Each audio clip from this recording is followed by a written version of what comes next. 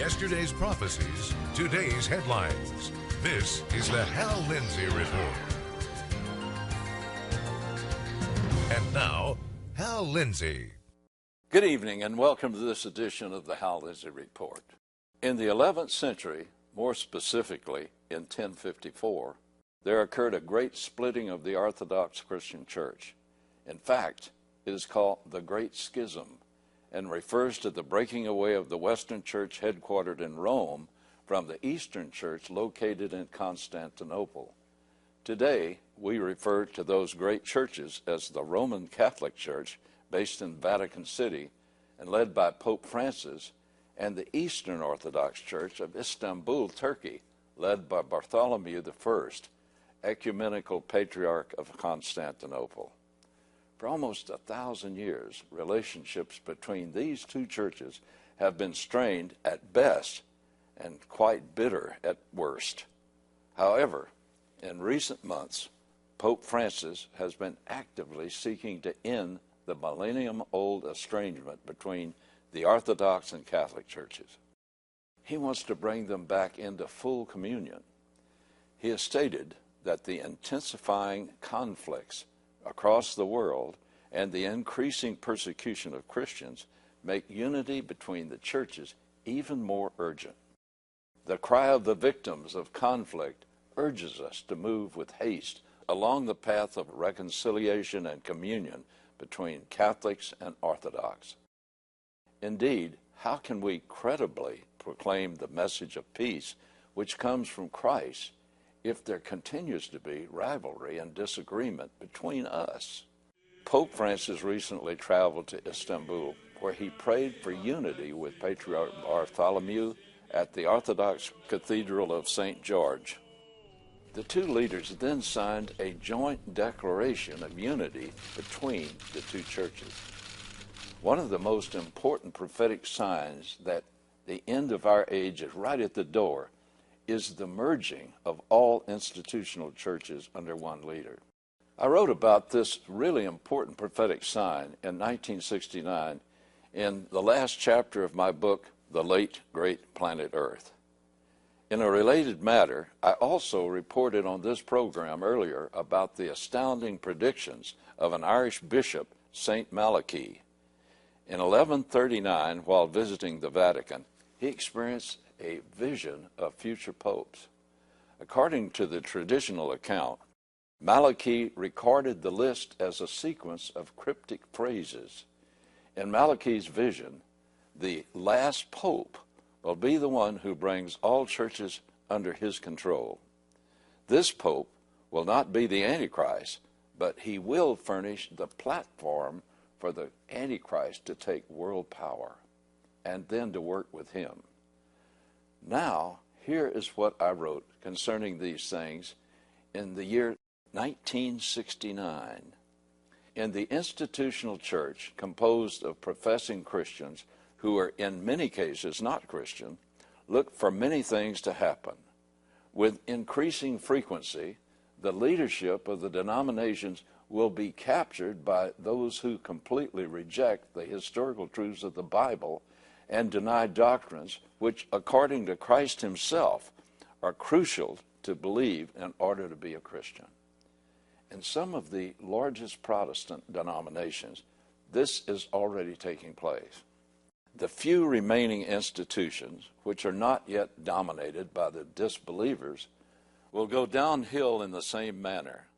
There will be unprecedented mergers of denominations into religious conglomerates. This will occur for two reasons. First, most denominations were formed because of deep convictions about certain spiritual truths. As more of these truths are discarded as irrelevant because of unbelief in biblical authority, there will be no reason to remain divided. Unity is certainly important to have, but never according to the teachings of Christ at the expense of crucial truths of Christianity.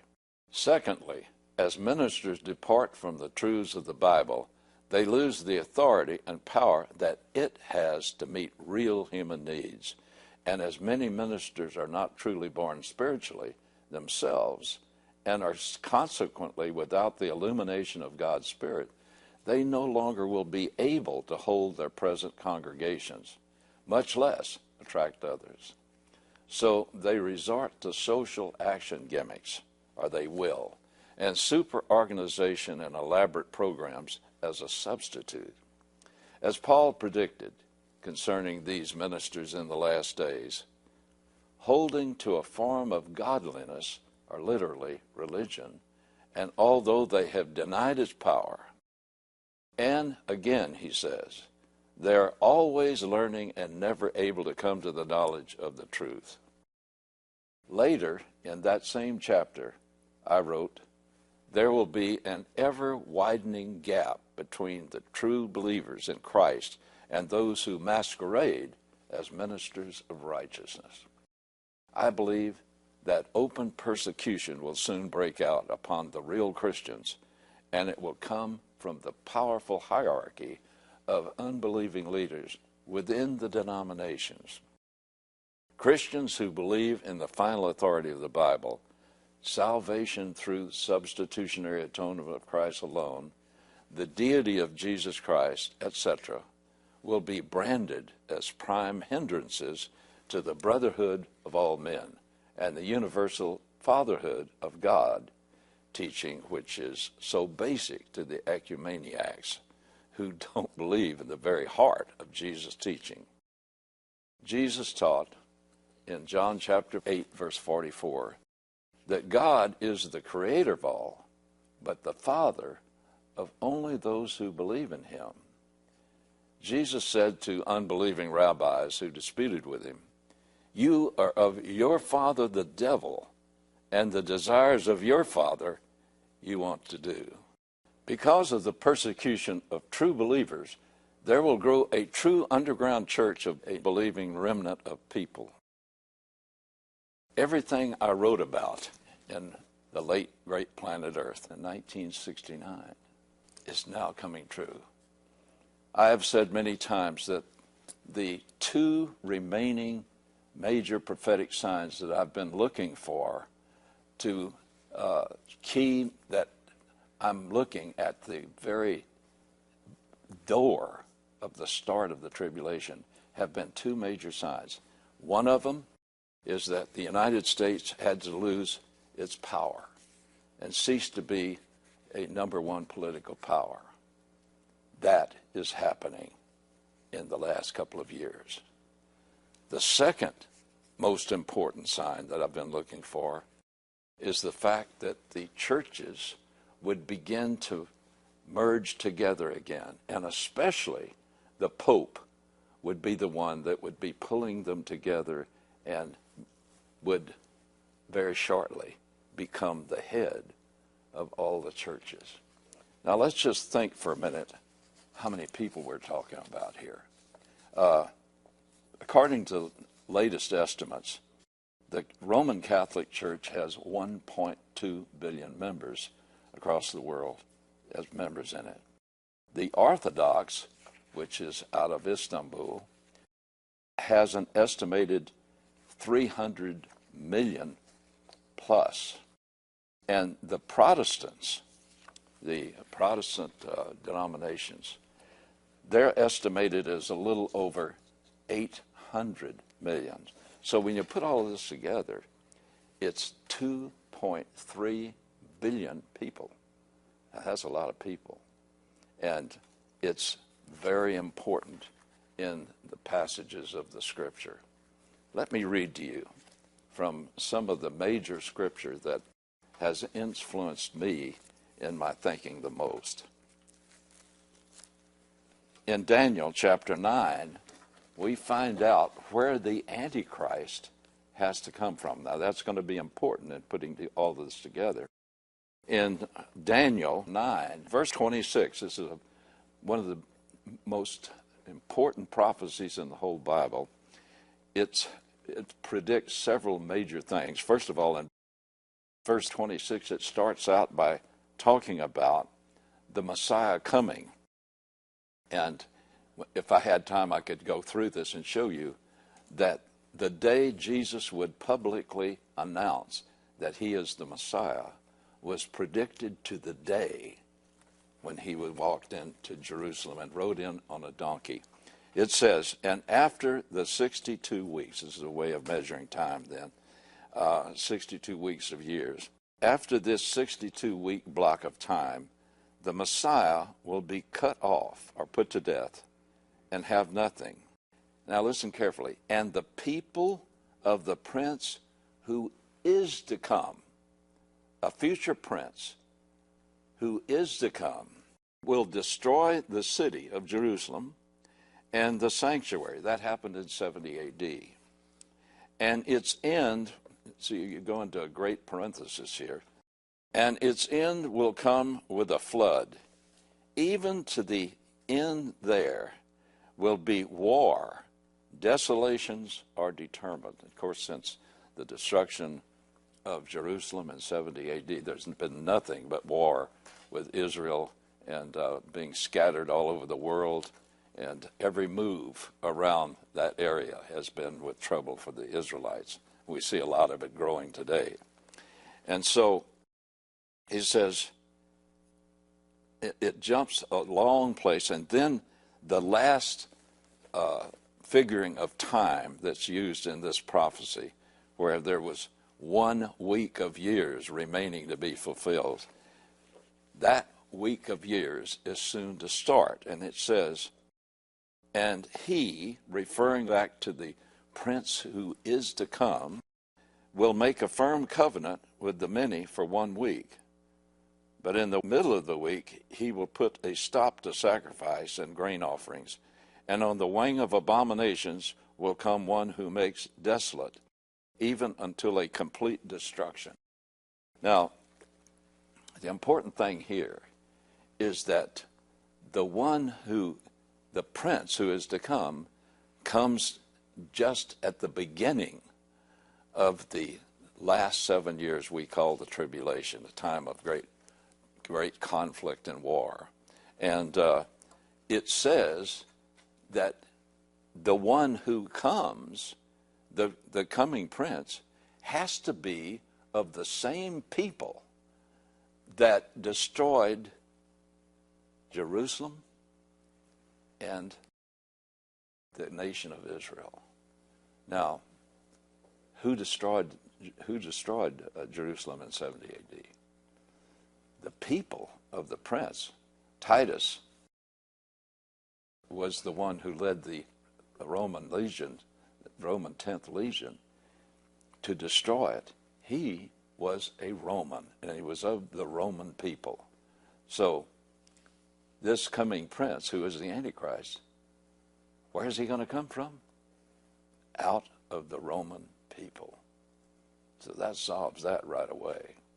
Now, going to another passage that's important to understand how this falls together. Going to Revelation chapter 13, where it predicts the coming of the Antichrist. It says, and he stood on the sand of the seashore, and I saw a beast coming up out of the sea, having 10 horns and 7 heads. And on his horns were 10 diadems, and on his head were blasphemous names. Then he names some of the great powers of the past that had come, and he says, this man will come up out of these several great empires that rule the world. And it says that he will come up from these, from the beast which I saw was like a leopard, and that was like Greece was named by that. And he will be like those of a bear. That was a symbol of Persia. And his mouth like the mouth of a lion. The mouth of the lion was the Babylonians. So it says, and great authority was given to him. And I saw one of his 2 heads as if it had been slain, and his fatal wound was healed. And the whole earth was amazed and followed after the beast. Now, in this prophecy in the book of Revelation about the coming of the Antichrist, it's important to realize he is talking about the individual person who's going to come as the Antichrist, and the way he is going to be superimposed onto history in a flash is when he receives a deadly head wound and is raised up again to life. That's going to be the way he's launched. Now, another thing, we have to look at Revelation chapter 17 to get a grip on why these two prophecies I've been looking for so long are approaching. In Revelation chapter 17, there is a prophecy about the religious aspects of the old Roman Empire. And it says here, I shall show you the judgment of the great harlot who sits on many waters, with whom the kings of the earth committed acts of immorality, and those who dwell on the earth were made drunk with the wine of her immorality. Now, there's two factors going here. The Antichrist comes, and he resurrects the old Roman Empire politically. But the great harlot is the one who resurrects from what has been a latent form of the coming empire in the tribulation, the religious aspect. Now listen. And he carried me away in the spirit into a wilderness, and I saw a woman sitting on a scarlet beast, full of blasphemous names, having 7 heads and 10 horns.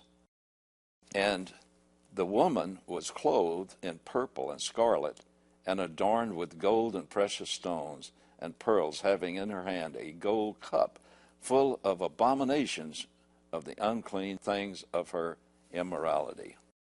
And upon her forehead was a name, and the name is a mystery. Babylon the Great, the mother of harlots and abominations of the earth. And I saw the woman drunk with the blood of the saints and the blood of the witnesses of Jesus. When I saw her, I wondered greatly. And the angel said to me, why do you wonder? I will tell you the mystery of the woman and of the beast that carries her. Now note, this is a figure of a religious system. It'll come clear in a minute. And the important thing to note is that she is riding the scarlet-colored beast.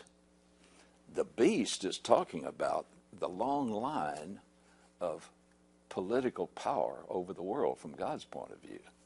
So this then begins, God gives us an interpretation of what these symbols mean. The beast that you saw was and is not, and is about to come out of the abyss and to go into destruction. And those who dwell on the earth, whose names have not been written in the book of life from the foundation of the world, will wonder. Now, he says, here's the mind which has wisdom. The 7 heads are 7 mountains on which the woman sits. The beast is something that existed before in the present time of the Apostle John when he wrote the book of Revelation in 100 AD. It was not. And then he says, and yet it will come up again. So he says, and they also, in other words, this symbol of the beast being having 7 heads and 7 mountains, he says, they also are 7 kings. 5 have fallen, 1 is, the other has not yet come. And when he comes, he must remain a little while. Now, first of all, it says the symbol of the 7 heads, I should say, of the 7 heads and 7 mountains on which the woman sits. this refers to the physical locale of where this power rests. Now, the Church of the Seven Hills and the place of the Seven Hills from ancient times has always meant Rome. Rome sat originally on the seven hills that was called Rome. And so he says that the woman sits on this. So that tells us right away the woman about whom this mystery is concerned. The woman is a religious system. And it says that it is sitting right then on the seven mountains on which the woman sits. They are seven kings or kingdoms. 5 have fallen, 1 is, and the other has not yet come. And when he comes, he must remain a little while. Okay, what are these? Well, you look at all of the kingdoms on which the religions spawned by Babylonia, these false religions were spawned over 7 empires. The first 5 have already fallen in John's time. Now, who would that be? They are the great powers that had ruled over Israel. Egypt is number 1. Assyria, number 2. Babylon, number 3. Media Persia, number 4. Greece, under Alexander's foundation, as number 5. So those 5 had already come, and they had experienced the kinds of false religions that came out of Babylon. And they have come and already fallen. And then he says, 1 is. Now that's number 6. What great empire was ruling the earth at that time as far as God was concerned? It was the Roman Empire. I call it Roman Empire Phase 1. And then he says, and the other has not yet come. The one who is to come is going to be the resurrection of political and spiritual Rome again. And I call it Rome Phase 2, because the Roman Empire was never completely destroyed. The political empire ceased to exist at the end of the 4th century AD. But it still remained in a secret form religiously. Now, what religion is that? The Roman Empire of Rome, out of Rome, continued to exist as a religiously controlled empire. And religiously, for centuries, it controlled the Western world. And it says that one has not yet come. But he says it will come. When he comes, he is referring to one individual. When he comes, that is the Antichrist who will come out of Rome. It says he must remain a little while. In other words, he will begin to gain control over the whole world. And he will come for a little while. And then it says, the beast which was and is not is himself also an 8th, and is one of the 7, and he goes to destruction. The beast is number 8. In other words, the Roman Empire Phase 2 it's still Roman Empire Phase 2, but this individual represents an 8th form of that same empire. So that one is about to come. Folks, I haven't been able to get all of this in this message, but next week, I promise I'll come back and finish all of these things that I believe are still left unsaid. God bless you. And God willing, I'll see you next week. You've been watching the Hal Lindsey Report. To support this program, send your tax-deductible gift to Hal Lindsey Media Ministries, P.O. Box 470470, Tulsa, Oklahoma 74147. You can also support this ministry online. Visit hallindsey.com or call 1-888-RAPTURE.